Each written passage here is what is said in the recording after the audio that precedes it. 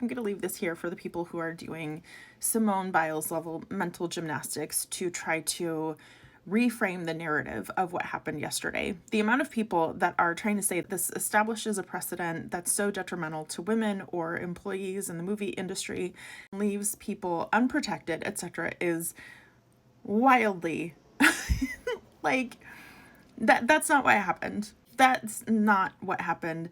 And I feel like these people know it, but they want to be, what's the word I'm looking for? I don't want to say dramatic, but they want to be alarmist and they want to stir up emotions and try to get people on they're making an emotional appeal. The problem is, a lot of them are saying like this establishes a terrible precedent, leaves so many people unprotected in the movie industry. None of that happened. What happened yesterday is when you work in government, you learn about following and interpreting statutes, sometimes policies that dovetail those statutes. When something happens that doesn't fit the statute, meaning, if a statute says that three elements have to be met for that statute to apply, if somebody comes in, they only have one of those elements, it doesn't rise to the level for the statute to apply. That's pretty much what happened with this situation, is that the circumstances under which Blake filed her claim, or how should I say this? The way Blake constructed her claims didn't fit the statute definitions.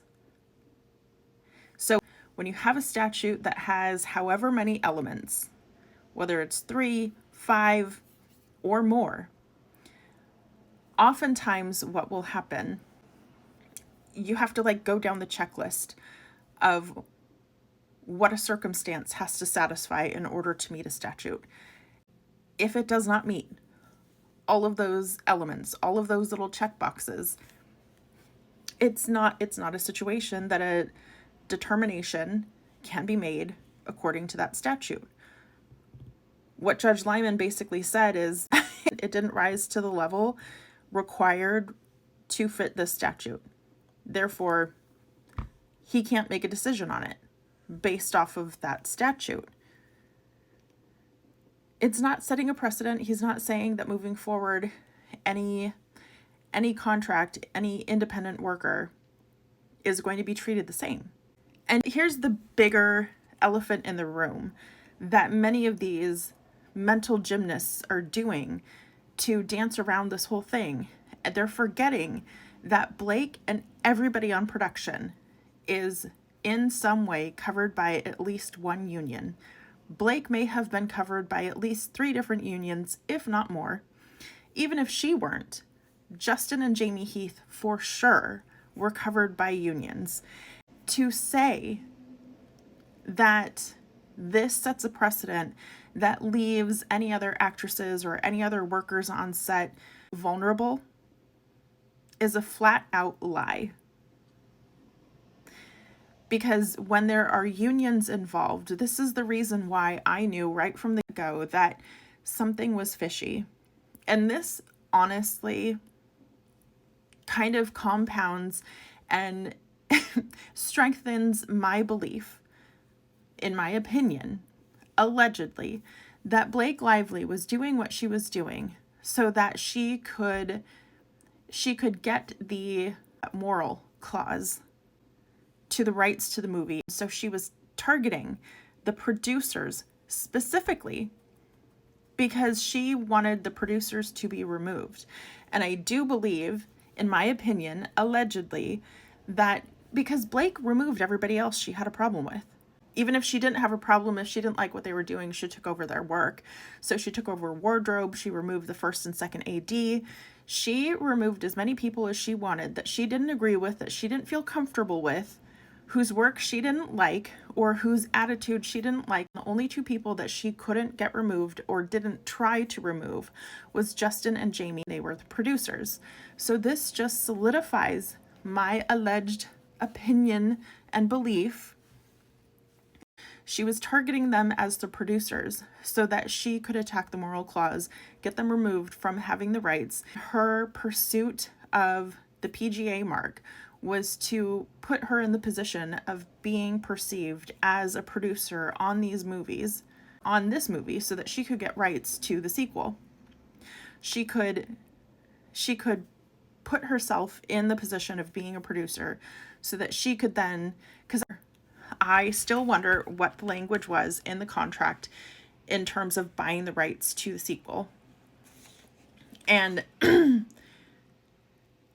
again, Blake, Justin, Jamie all would have had access to the union, who could all, like any one of those unions, could have immediately come down to investigate any complaint, whether it was declared who it was that's blowing the whistle, or if there was an anonymous report. Any of those unions could come onto set and start investigating. If there were a situation that were egregious enough, those unions could stop production. Not only could they stop production, they could also remove Justin and Jamie. So it's, in my opinion and belief, allegedly, that Blake kept them on because because she's day 2 on the set and she's trying to call a protected activity. She's trying to say that she was sexually harassed on day 2 of production, which would give her the protections of having a protected employment status, etc., so that she could then turn around and say anything after that was retaliation. I think she left them on long enough, hoping that they'd do something in order to violate her protections once she filed that complaint. That is my belief, allegedly, because I think she wanted to give them time. She wanted to give them a chance to do something to get their hands dirty, and then this whole case would have gone the way that she wanted it. But that never happened because she picked the wrong ones. And I guarantee with 95% certainty that if it had been any other men, that formula more than likely would have worked. If it had been any other men in the industry, I guarantee you that with 95% certainty, any other men would not have understood, would not have had the emotional intelligence to bend over backwards.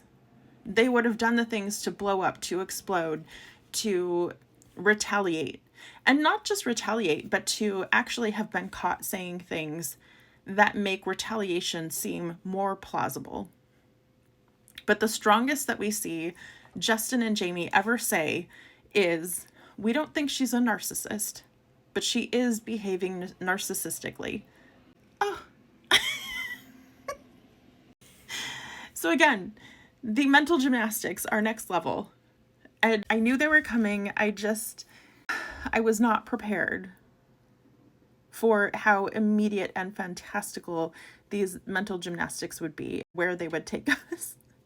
Because the fact that people are completely dismissing the presence of unions, what unions do, is just beyond.